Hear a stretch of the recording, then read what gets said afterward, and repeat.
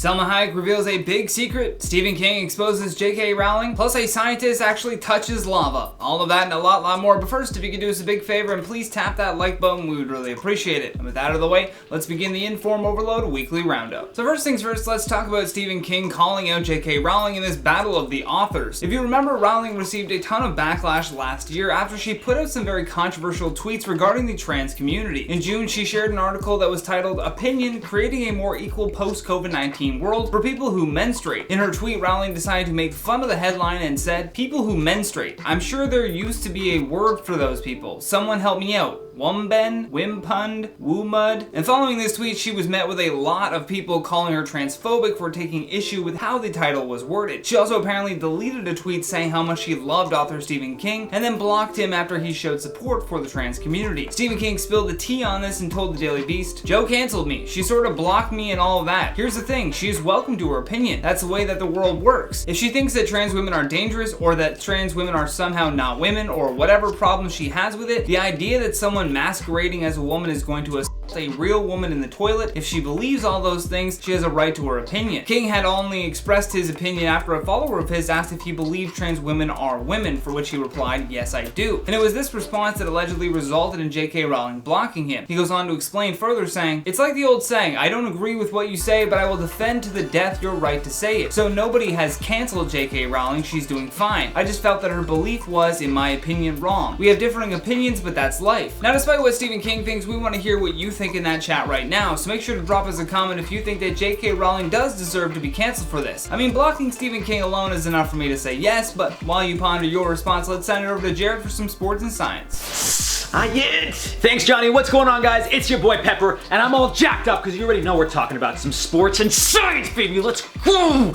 Gonna pop a blood vessel one of these days, I swear to God. So first things first, if you're gonna try to break into someone's car, I strongly recommend you make sure the person's car you're breaking into isn't a heavyweight mixed martial artist. Not that you should break in anyone's car, but I mean, if you're gonna do it, don't do it to the man whose nickname is quite literally the Beast. Taking to Instagram, Derek Lewis, who is in contention to fight for the UFC heavyweight title, showed a man being arrested by police and a video of him explaining in the most Derek Lewis way what happened. With a simple caption reading, "Mofo pick right wrong car to break into," Lewis also shared the slight damage to his car, which appears to be just some scratched paint, before turning the camera on himself, saying, "Motherfucker tried to break into my shit." Lewis would post a photo of his bruised knuckle to his Instagram story. As per Houston police, Lewis was returning to his car after a workout when he heard banging noises. That's when he saw the guy with the screwdriver trying to get into his car, and as per MMAfighting.com, I quote, "Mr. Lewis says he went over to the suspect, struck him, placed him onto the ground until the police arrived." That's the nicest way to put it. I'm gonna say he probably gave him a good right hook and maybe threw him, slammed him on the ground. And Derek Lewis isn't known for his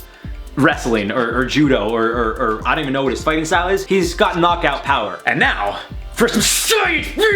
That fight got me even more jacked up than normal. So believe it or not, the days of deep water diving may be behind us as we're heading right into volcanoes, folks. All right, maybe that's a stretch. As we know, volcanoes produce hot lava, which, I mean, if you've seen Star Wars, you know what that can do to a man's face. It's hot. Very hot. So the idea of touching anything that, sorry, speaking of very hot, could I just say, it's not as hot as me. You know, I'm Pepper, I'm the hottest. I'm the hottest in the game, baby. And I'm not talking physically attractive, I'm talking about physical touch, like you touch me, and it's, see what I'm talking about? That's why they call me Pepper, baby. Let's go. So the idea of touching anything that is remotely near lava is a very silly idea. Yet the YouTube channel, The Action Lab, shout out to my science homies, decided to try a little test with lava and aerogel. It seems aerogel just doesn't melt, simply due to its scientific properties. Say it with me now. Science, baby. As per aerogel.org, which it seems like a sketchy site, but we'll just roll with it, the technical definition of this thing is, I quote, "open-celled mesoporous solid foam that is compressed of a network of interconnected nanostructures and that exhibits a porosity, non-solid volume of no less than 50%. In other words, science! So what does all that actually mean? Well, the specific aerogel used in this video, although technically a solid, is made up of 98% air, thus meaning it could insulate against the heat of lava. The video itself is very cool, but as they explained, after pouring the lava on the aerogel, it got hot but didn't burn. After letting the aerogel sit in a small pot of lava, it was poured out and picked up. When the lava was poured onto the aerogel, it stayed attached, and when flipped over, the man in the video actually touches the tile while it's still attached to the lava, because like the heat, I guess, is attaching it. Although the ball of lava, no longer glowing red, appeared to be charcoaled, it's still so hot that a match would light to the touch, which he showed in the video. But the aerogel, it stayed fully intact, and when touched, didn't burn the man in the video in the slightest. It was hot, but not burning hot to the point where his skin was burning like lava would. Anyone down to do some volcano diving? Let me know. It goes down in the DM. Hit me up on Instagram, be like, "Yo, Pepper, you're spicy. The lava's hot.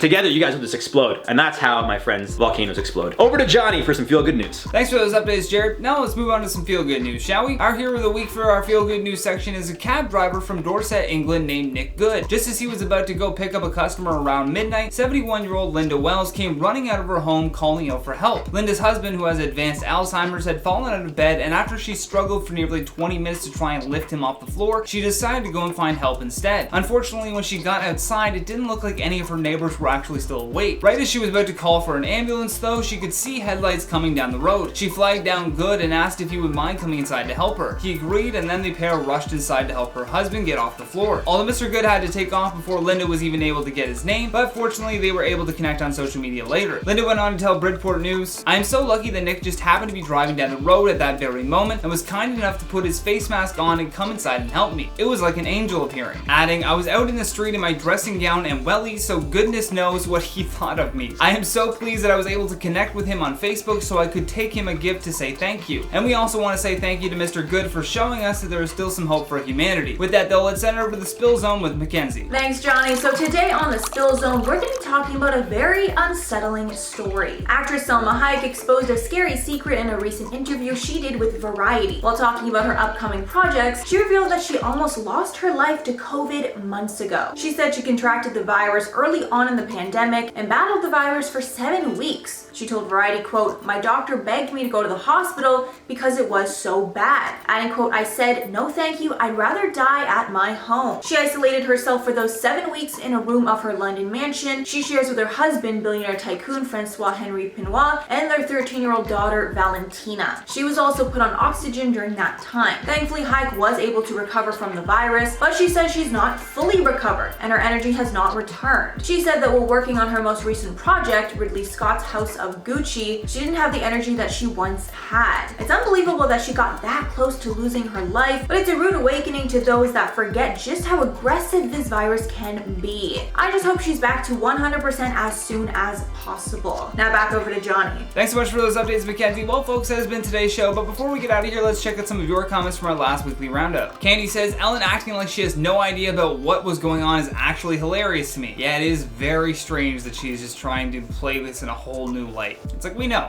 There's tweets." Sarah Love says, "This is the only place I watch news because it's the only one that doesn't leave me afraid to go outside." You're welcome. We try to keep it light, you know? I don't want to scare you from going outside. Outside is nice. You should go outside. Kiera says, "Can we please appreciate Johnny being in a suit and tie while working from home?" Well, this is embarrassing. I forgot my tie. But can we appreciate it? For how long was I wearing ties from home? I decided to go tieless today. Tate says, "I love how excited and passionate this guy is about science."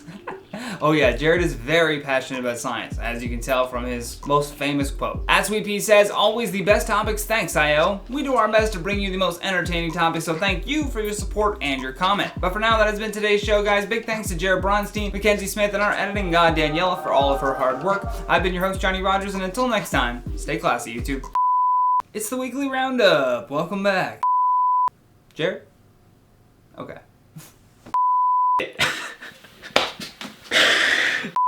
Open-celled mesoporous solid foam that is composed of a network of interconnected...